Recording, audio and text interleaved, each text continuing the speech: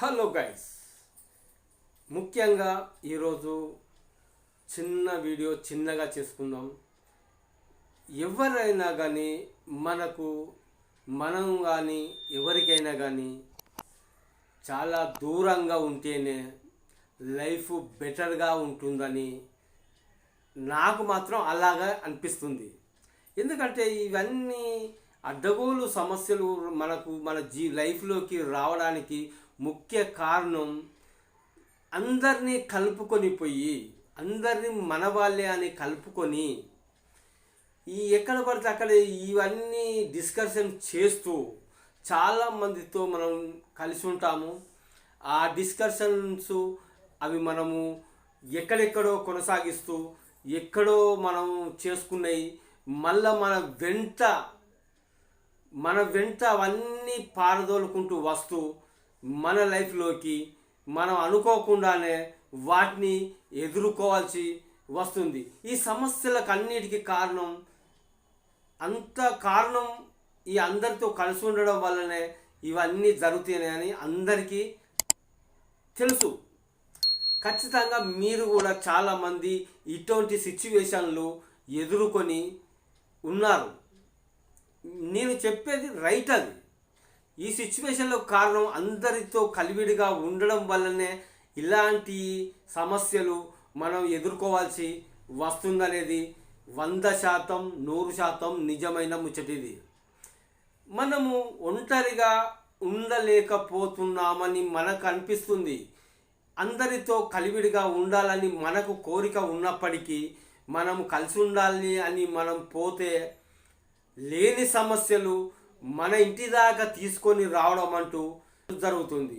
ఇది ఎందుకు మనకు ఇట్లా ఈ విధమైన సమస్యలు మనకు వస్తున్నాయి అంటే ఈ వ్యవహారం అన్నీ మనం అక్కడ ఇక్కడ ఇన్న విషయాలు ఈడిది అక్కడిది ఇక్కడ లేనిపోని విషయాలన్నీ మనం డిస్కషన్ చేసుకొని అనవసరమైన పద్ధతులకు మనము సొరబడి వాళ్ళ డిస్కషన్లని వాళ్ళ కష్టసుఖాలని మన కష్టసుఖాలు వాళ్ళకు చెప్పుకొని ఇవన్నీ ఒకెత్తైతే ఇవన్నీ విన్న వాళ్ళు చూసిన వాళ్ళు ఇంకొక రకంగా మనకు అర్థం కాని విషయం అంటే మనం కరెక్టే ఉన్నాం కానీ ఇంకొక రకంగా మళ్ళీ మన విషయాలు అనేది ఎదుటి వారికి చెప్పడం మనల్ని కించిపరిచి అది చిన్న చూపుతనంగా ఇంకొక చెప్పడం అంటూ జరుగుతుంది.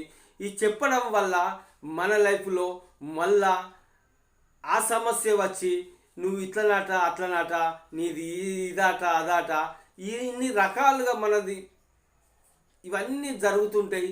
ఇవన్నీ ఎదుర్కోవడం మనకు అవసరమా అని మనకు అనిపిస్తుంది.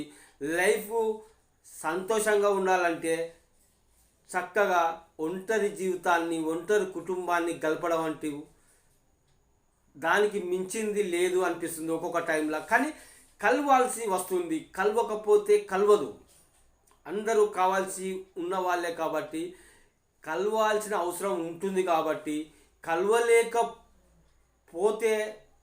అది మంచిది కాదు. కాబట్టి కలవడానికి మనం వెళ్తే కూడా వెళ్ళిన కాడ మనకు ఇటువంటి ఇబ్బందికరమైన విషయాలు ఇటువంటి సమస్యలు మనకు వాళ్ళు చెప్పడం డిస్కస్ ఏదో ఒక టైంలో మనం వినడం వాటిని మన తలకాయకి ఎక్కించుకోవడం ఈ సమస్యలన్నీ మనకు సంబంధం లేని విషయం. కానీ వాళ్ళు కొనసాగిస్తూ మనకు చెప్పుతూ మన మెదడంతా తొలిచే విధంగా అది వినడానికి మనకు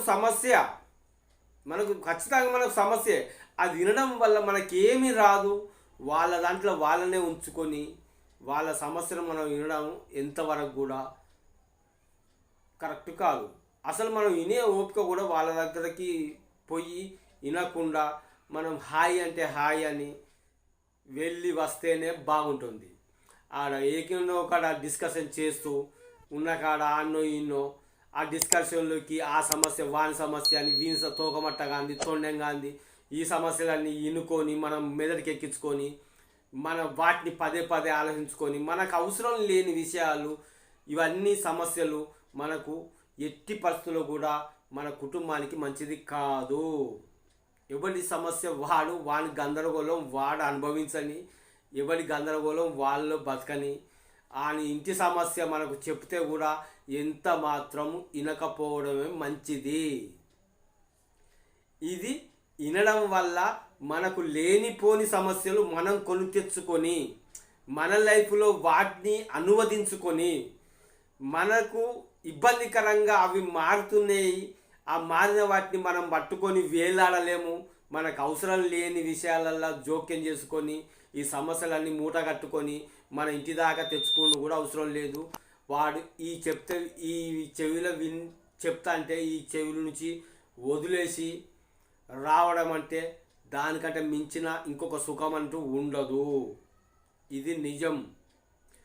అది చెప్పేవాడు చెప్పని దాన్ని మనం ఏ మాత్రం కూడా మనం మైండ్లోకి ఎక్కించుకోకుండా మన లైఫ్ను మనం లీడ్ చేసుకుంటూ వెళ్ళడం, దీనికంటే ఇంకా పద్ధతి వేరే ఏది లేదు అనేది నాకు ఇప్పటి వరకు కూడా అర్థం కాలే. ఈ మధ్యనే నాకు అర్థమైంది. ఎవరి సమస్యలు ఎవరి భాగవతం వినడానికి సిద్ధంగా ఉండకండి. ఇది అందరికీ కూడా చాలా మంచిది, చాలా ఆరోగ్యకరమైనది. అది మనం తిన్న కూడు కూడా పేగి పట్టకుండా ఈ సమస్యలన్నీ మనం మూట కట్టుకొని మన నెత్తిన పెట్టుకుంటే అవసరం లేదు.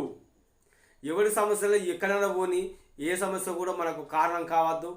మన లైఫ్లోకి అది ఆ సమస్యను ఎంటర్ చేసుకోవడం మనకు మంచిది కాదు. ఇది అందరికీ అర్థమైతే, మళ్ళీ అర్థం కాకుంటే మళ్ళీ ఒకసారి వీడియో చూడండి. ఇది చెప్పాలంటే ఇవన్నీ గొడ్డలి పురండాలు. ఈ గొడ్డలి పురండాలు మనము వినుకుంటా అవి మైండ్లోకి ఎక్కించుకొని మన కుటుంబాల మధ్య ఇవన్నీ డిస్కషన్ చేసుకొని అక్కడికి పోతుంది, అక్కడి నుంచి అక్కడికి పోతుంది. వాడే మనకు ముచ్చట చెప్తాడు, ఆ ముచ్చట మనం అంటాం. ఆ అన్నాక ఆ ముచ్చట పోయి వీడు అన్నాడు కదా అని ఇంకో కాడికి పోతుంది, ఇంకో కాడి నుంచి వెళ్ళి ఇంకో కాడికి పోతుంది, అసలునికి అక్కడికి పోతుంది.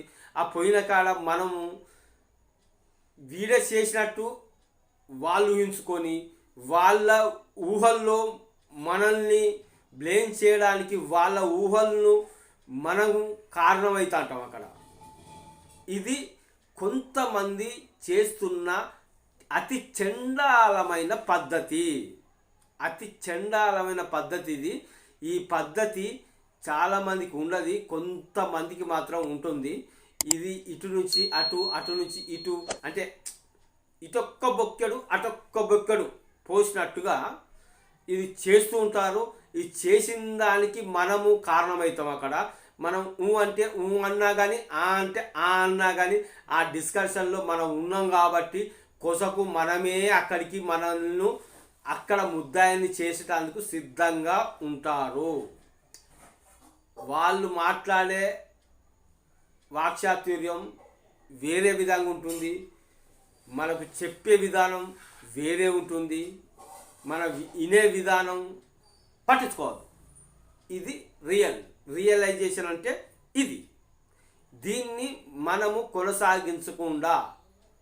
అస్సలే కొనసాగించుకోకుండా ఉండడము బెటర్. ఇంతకు మించి ముందుకు వెళ్ళడానికి సిద్ధంగా ఎవరు ఉండకండి. ఇది మనకు ఆరోగ్యకరం కాదు, అనారోగ్యకరము.